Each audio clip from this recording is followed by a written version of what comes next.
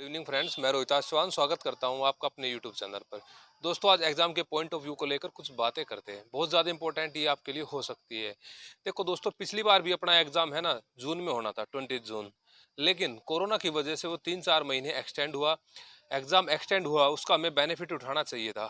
लेकिन जैसे ही एग्जाम की डेट आगे बढ़ती है तो हम अपनी तैयारी को मिस कर देते हैं, और कहीं ना कहीं हम उसमें कमी करते चलते हैं।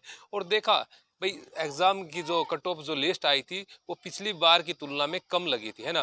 पिछली बार की तुलना में अब की बार जो जेआरएफ है ओबीसी के स्टूडेंट्स का, वो 57% के लगभग, और जनरल का वही 59 के समथिंग हो गया था, है ना। और पिछली बार इससे 2-3% ज़्यादा था। तो कहाँ कमी रही? कहीं ना कहीं यही रहा कि भाई लॉकडाउन में स्टूडेंट्स कम पढ़ पाए या कम अपनी तैयारी कर पाए, है ना। तो वही बात अब की बार है दोस्तों। पहली बात तो ये है कि भाई अब की बार हमें ये नहीं मान के चलना है कि एग्जाम ये अक्टूबर तक ही जाएगा या अक्टूबर नवंबर तक, ठीक है। ऐसा नहीं मान के चलना है दोस्तों। एग्जाम ये अगस्त तक भी हो सकता है आपका, जहाँ तक उम्मीद बन रही है। और एक बार अगर माना कि चलो आपने तैयारी बीच में छोड़ रखी है और एग्जाम की डेट आ गई, तो फिर क्या करोगे? 20-25 दिन में आप कवर नहीं कर पाओगे, है ना। तो कंटिन्यूटी के साथ आप पढ़ते रहिए, है ना। एग्जाम जो एडमिट कार्ड है वो जुलाई या अगस्त तक कभी भी आ सकता है ना। ये मान के मत चलो आप अक्टूबर में होगा, हो तो कभी भी जाए, है ना। लेकिन अपनी तैयारी को इस तरीके से मान करके चलो भाई। एग्जाम आपका 1 महीने बाद या 2 महीने बाद है, वो तो आपका रिवीजन है भाई, कितनी बार आप रिवीजन कर पाते हैं ना।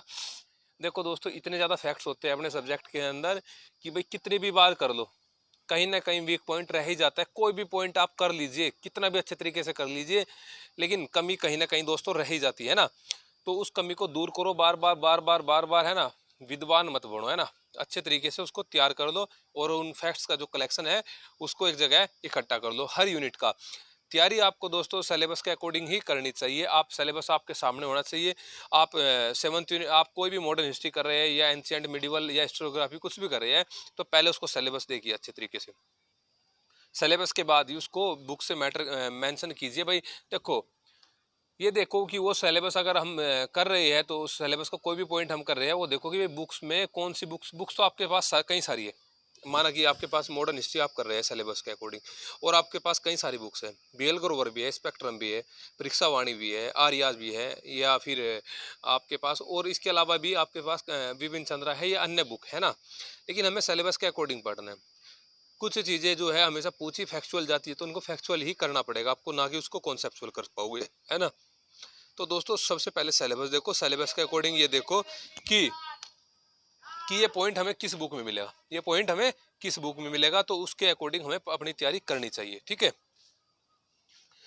और फिर इसको देखो भाई, फर्स्ट पेपर को आप इग्नोर बिल्कुल नहीं कर सकते, है ना।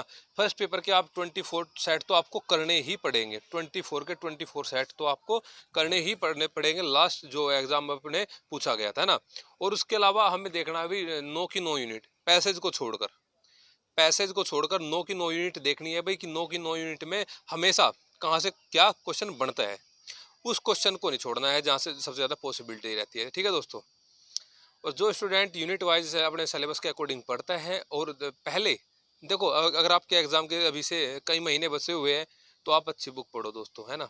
और आपने अगर वो बुक कई बार पढ़ रखी है तो उनका भी रिवाइज कर सकते हैं। लेकिन अगर आपके पास है 3-4 महीने, और आप पढ़ रहे हैं बहुत ही अच्छी अच्छी बुक एंशिएंट के लिए, मिडिवल के लिए, जो मतलब लेंदी है, मेरे कहने का मतलब है अच्छी का मतलब है लेंदी है ना।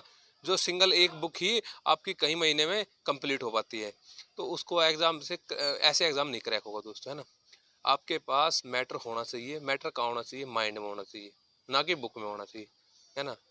और इस तरीके से पढ़ना चाहिए दोस्तों कि एग्जाम में जो लगे कि आपको, हाँ ये टॉपिक, देखो ऐसा नहीं है कि 100% आपको किसी आंसर का आंसर पता होगा किसी भी क्वेश्चन का, है ना।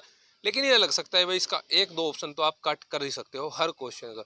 तो यानी कि आपने वो पॉइंट कहीं ना कहीं टच किया होगा, और वो कैसे? देखो, अभी हम 9th यूनिट करा रहे हैं दोस्तों, और 9th यूनिट को सिलेबस के अकॉर्डिंग कर रहे हैं। अभी आज का जो टॉपिक है, आज मैंने जो टेस्ट डाला है, वो था स्वतंत्रता या विभाजन की ओर। सबसे पहले हमें यही पता होना चाहिए भाई, स्वतंत्रता विभाजन की ओर में क्या क्वेश्चन पूछे जाते हैं, इस टॉपिक के अंदर से क्या बात पूछी जा सकती है ना। कल हमने बात की थी भाई, इसमें ये कि भाई सांप्रदायिकता, उसमें मुस्लिम लीग, हिंदू महासभा या पाकिस्तान की उत्पत्ति के बारे में क्वेश्चन दिए थे। या उससे पहले भारतीय राष्ट्रीय आंदोलन में महिलाओं की भागीदारी, या उससे पहले भी जो चल रहा है दलित वर्ग आंदोलन, तो हम according to syllabus, according to unit कर रहे हैं दोस्तों। ये आपके पास अगर मानना कि एक यूनिट के आपके पास 20 क्वेश्चन है दोस्तों, एक यूनिट के 20 क्वेश्चन है, और ये कलेक्शन आपके पास इतना अच्छा होगा पीडीएफ के थ्रू जो मैं आपको सेंड कर रहा हूँ, और उसके बाद में लेक्चर मैं प्रोवाइड कर रहा हूँ उसका, है ना। तो ये टच हो जाएगा आपका, है ना, लास्ट टाइम पे। अगर आपके पास 2 दिन या 3 दिन बचे हुए हैं और आप इनको मतलब कि एक बार देख भी लेंगे, भाई सारे के सारे, है ना, राजगोपालचारी आपकी नज़रों से निकल गया है ना, ये सारे के सारे वेवल समझौता या कैबिनेट मिशन या दलित वर्ग आंदोलन, सारे के सारे एक बार आपकी नज़रों में से 2 दिन पहले निकल गए दोस्तों, सारा का सारा सिलेबस निकल गया, तो कोई ताकत नहीं है कि जो आपका एग्ज़ाम रोक सकती है, ठीक है। लेकिन आपको बस थोड़ा स्ट्रेटेजी के साथ चलना पड़ेगा, और ये मान के चलना कि दोस्तों एग्ज़ाम अपना कभी भी हो सकता है, 1 महीने बाद, 1.5 महीने बाद, 2 महीने बाद, ठीक है। होने को तो कभी भी हो जाओ, उसका तो ना मुझे पता है ना आपको पता है, ठीक है, लेकिन मान के चलना है। एक साथ तैयारी नहीं हो पाएगी दोस्तों फिर, ठीक है। और अभी मैंने एक टेस्ट डाला है, जो मेरे साथ स्टूडेंट जुड़े हुए हैं व्हाट्सएप पे, उनको अलग मैं पहले बता भी देता हूँ भाई आज इस यूनिट पे टेस्ट होगा, यूनिट वाइज 9th यूनिट का। तो उसका ज़्यादा से ज़्यादा क्वेश्चन, उसका आंसर देने की कोशिश किया करें, मैं उसका स्कोर आपको सेंड कर दूंगा ग्रुप के अंदर, है ना। और जो स्टूडेंट्स अपने ग्रुप में जुड़ना चाहते हैं तो मेरे व्हाट्सअप यानी कि 70 31 31 31 42 पर व्हाट्सअप कर सकते हैं मैसेज, और कोई भी इंफॉर्मेशन या क्वेरी हो आपकी तो पूछ सकते हैं दोस्तों, है ना। और अपने लाइव बैच भी कंटिन्यू है दोस्तों।